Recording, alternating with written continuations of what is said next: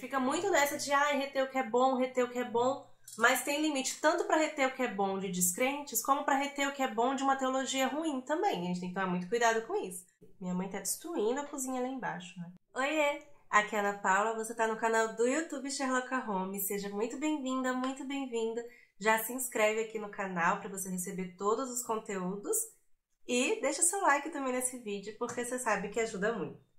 Hoje eu tô aqui para responder 15 perguntas que eu separei lá do Instagram sobre leitura. Pedi para quem me segue lá mandar perguntas sobre livros, sobre leitura, para responder aqui. E aí eu separei 15 delas e depois a gente pode fazer uma continuação, se você quiser já deixar outras dúvidas que você tiver, mesmo que seja dentro de alguma que já foi feita, pode deixar aqui nos comentários que aí eu separo junto do YouTube com as do Instagram também.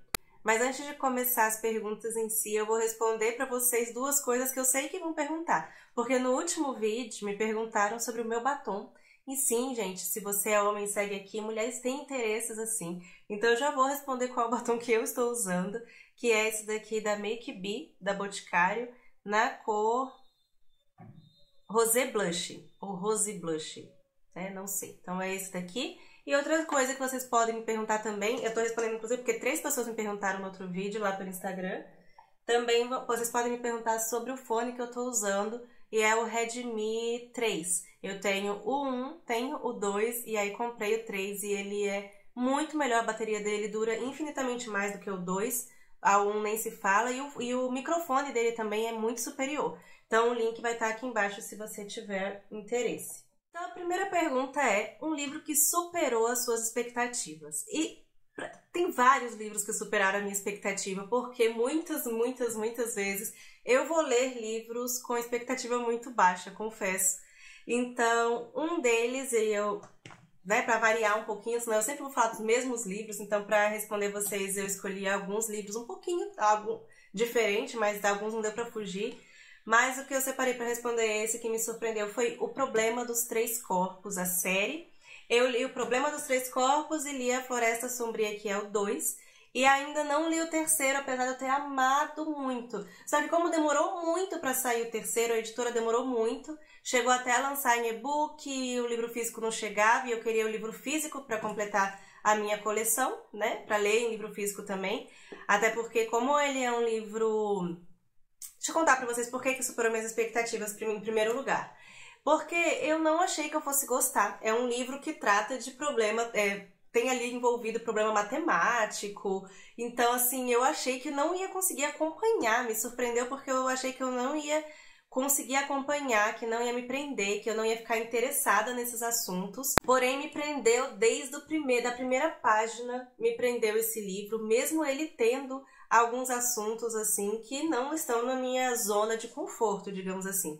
Então é ficção científica e prende muito, gente. Assim, não sei, né? Depende do estilo. Se você gosta de ficção científica, eu acredito que você vai gostar desse livro e vai te surpreender também.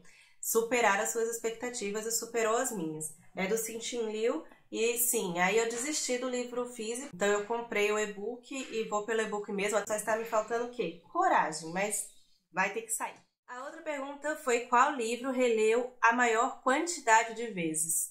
Inclusive eu comentei lá no meu Twitter que esse ano eu tô muito numa vibe, muito com vontade de reler livros. Eu tô com vários livros que eu olho assim e falo, nossa, eu quero muito reler esse ano. Então eu acho que...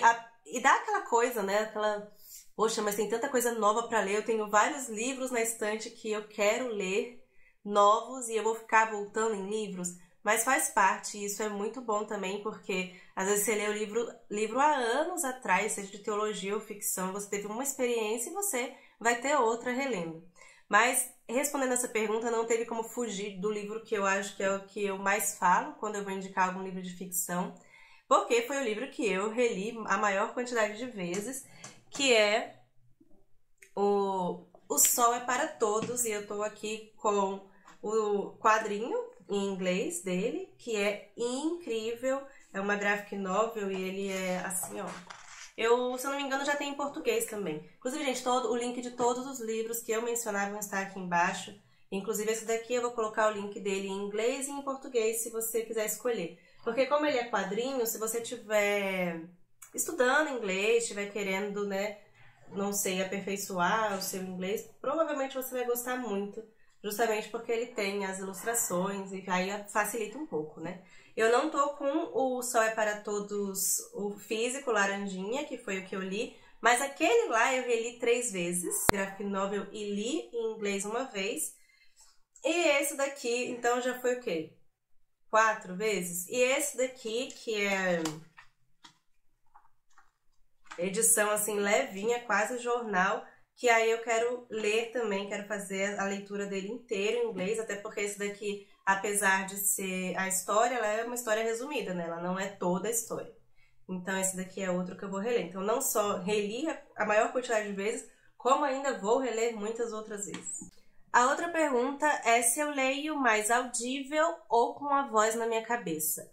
Eu leio com a voz na minha cabeça. Eu não tenho costume de ficar lendo em voz alta para mim mesma.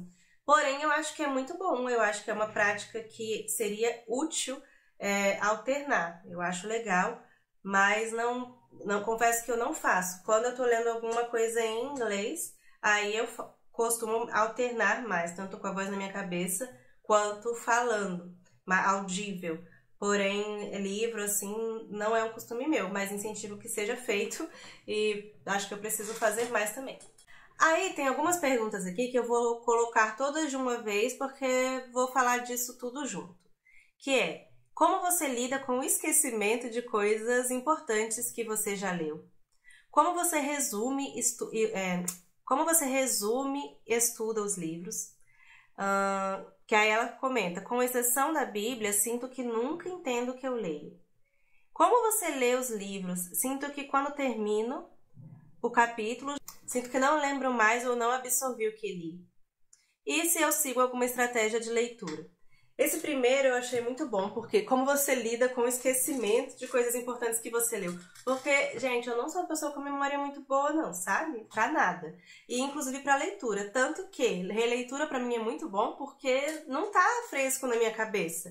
Mesmo que eu tenha lido no ano passado, tipo, o livro que eu li no começo do ano passado, já pra mim se eu ler agora, claro, as partes principais não serão novidades, mas muitas coisas serão novidades, serão como se eu estivesse lendo quase pela primeira vez. Isso, por um lado, é bom, né? Afinal de contas, eu posso ter essa experiência boa com os livros que eu gosto várias vezes. Mas como é que eu lido com isso? Não lido, né? Tipo, apenas tento aproveitar a parte boa disso.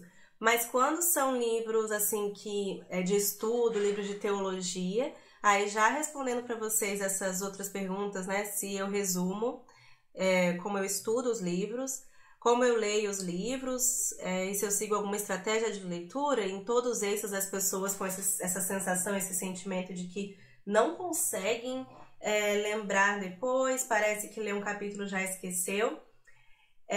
Tem assim, quando você está estudando um livro de teologia, eu acho que tem livro que você pode... Aí é da sua escolha, né? Depende do que você quer. Livro de teologia que você pode sentar, você pode ler na rede, na sua cama, sem marcar nada, apenas ir lendo e absorvendo o conteúdo que, né, você absorver. Mas se o que você quer realmente é aprofundar e estudar aquele livro de teologia, aí você tem que fazer mesmo a estratégia de parar, de ler, de marcar, né? Eu não sei como é que você é, se você é desse que marca, que não marca. Eu marco os livros que eu leio, marco com...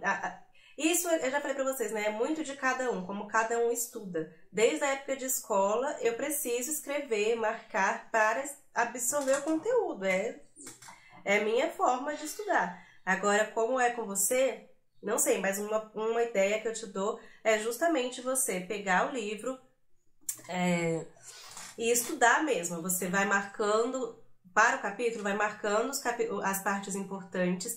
E para facilitar para você, se você estiver lendo um livro físico, depois você pode fazer um fichamento e botar no computador assim, as frases mais importantes para você com relação a cada capítulo. Você pode fazer um resumo, então você pode tanto colocar, por exemplo, terminou o capítulo, você coloca um post-it no seu livro mesmo, colocando um resumo, colocando os pontos principais daquele capítulo, em que página que tá, os temas, para que depois, se você esqueceu, você pelo menos vai saber onde tá ali, né? Para você encontrar mais rapidamente e voltar no assunto que você deseja. Mas, então isso é o que eu faço quando eu tô de fato estudando o livro. Então eu vou marcar, eu vou anotar, eu gosto de e-book justamente porque quando você marca as partes importantes, ele já vai para um arquivo separado. Então fica mais fácil de encontrar depois, você vai só nos highlights lá. Então você pode fazer esses resumos, você pode colocar o resumo no próprio livro, você pode fazer o resumo num arquivo no seu computador separado, mas faça de uma forma que seja como um estudo mesmo, como você estudava ou estudava na época de colégio, de faculdade, para você tentar absorver o máximo possível.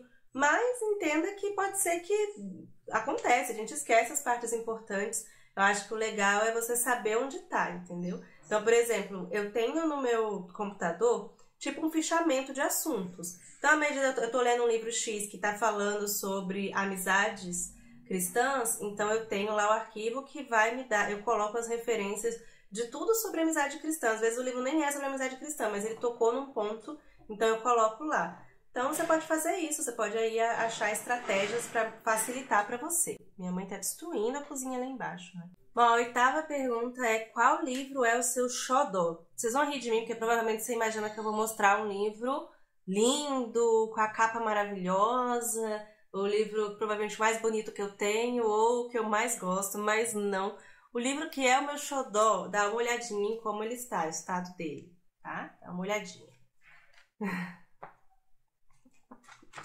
Esse livro é o meu xodó, é o Pequeno Príncipe. Eu tenho outra edição do Pequeno Príncipe, tá, gente? Tem uma edição novinha, mas esse daqui é a edição que minha mãe lia pra mim quando eu era criança e onde eu também aprendi a ler. Então, tanto eu quanto a minha irmã. Então, ele tem muita coisa interessante aqui que eu não quero perder. Várias coisas que eu escrevi, tem coisas que a minha irmã escreveu também. Muito desenho à medida que a gente ia lendo, né? Minha mãe ia lendo pra gente.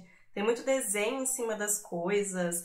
Altas pérolas aqui. Então, por exemplo... Eu lembro de desenhar várias vezes esse elefante dentro da cobra, mas o interessante é que, assim, tem várias frases aleatórias aqui. Tem pam, pam, pam, escrito junto do elefante, aí tem escrito elefante e mariposa. Não sei por que mariposa. Tem outras coisas aleatórias, como o valor de Deus nunca se quise. Não sei o que é se quise. Gente, como é difícil gravar quando tem gente em casa, meu Deus. Eu fui até deitar pra ler, enquanto minha mãe e meu pai continuavam fazendo barulho. Vamos ver se agora dá para continuar. Então, vamos lá. Cristãos lendo livros seculares ou não gospel, de ficção ou filmes. Qual é a sua visão?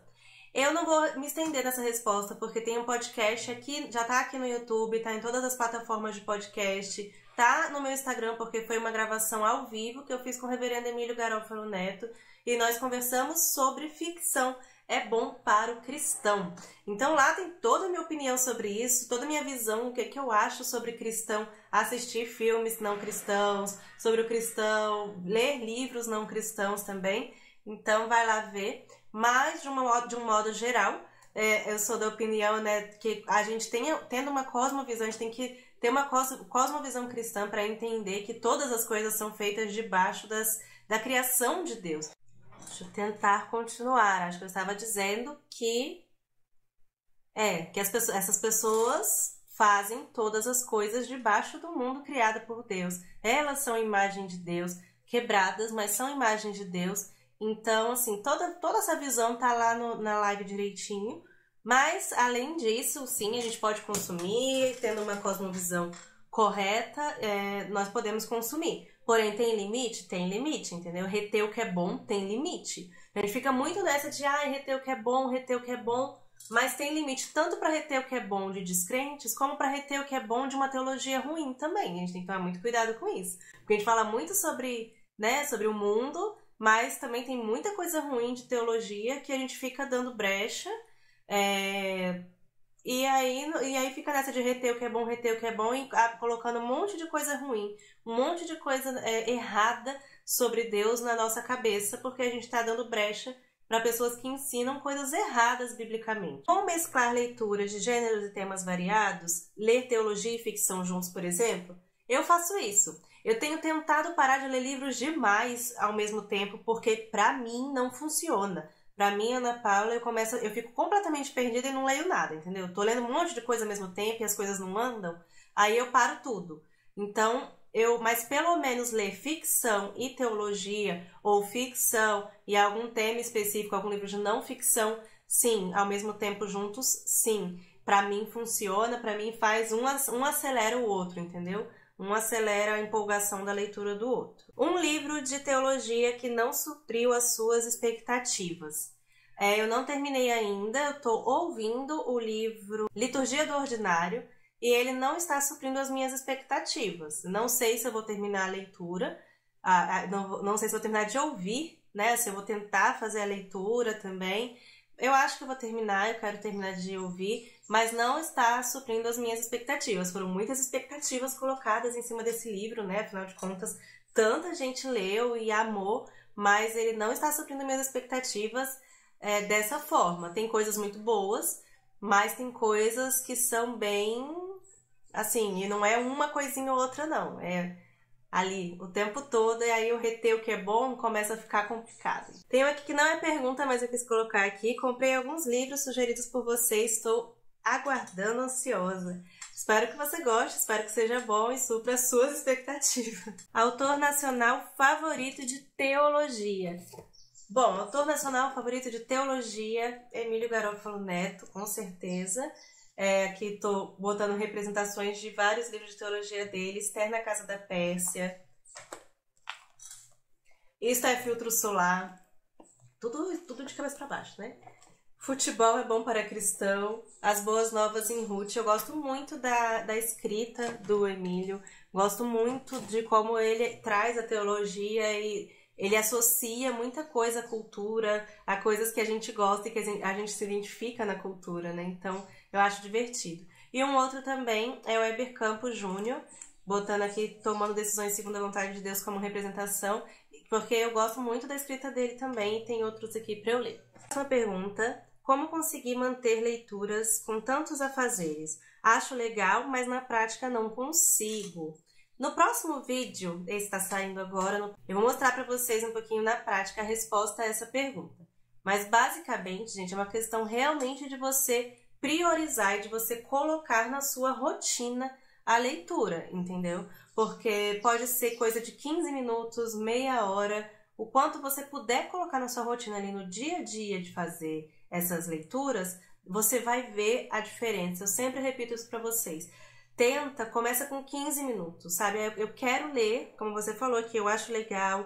Você quer saber como conseguir ler, fazer leituras, mesmo tendo tantos afazeres, seja no horário do seu almoço do trabalho, seja não sei, você pega ônibus no caminho para ir para o trabalho, para a escola, o que for. 15 minutos você certamente tem, porque você tem para assistir esse vídeo, por exemplo, você tem para ficar no Instagram, você tem para assistir uma série, para ver um filme. Então, assim, você tem, o tempo você tem. O que falta é você organizar esse tempo e colocar ele na sua rotina. E quando você for se dedicar à leitura, você se dedicar 100%. Larga o celular, larga as outras coisas e concentra ali na leitura. Se é 15 minutos que você tem, 15 minutos você vai ler. Todos os dias você vai por mim, faz um teste. Fala assim, eu vou fazer uma semana lendo 15 minutos todos os dias. E depois você me volta aqui e me diz o que aconteceu. E a última pergunta é livro de ficção favorito. Na verdade, aí ele fala um livro de ficção que seja cristão e um livro de ficção não cristão. Um livro de ficção cristão, eu vou colocar Aquilo que Paira no Ar, do Emílio Garofalo Neto, porque da série Um Ano de História foi o que eu mais gostei. Eu super indico, é uma fantasia, inclusive. Lindo, lindo, lindo esse livro. Eu chorei, ri. Então, assim, gente, sério. Verdades. Olha aqui, e cheio de ilustração linda, né? Então, inclusive, eu li ele em e-book e eu quero reler ele aqui nessa versão linda da Thomas Nelson.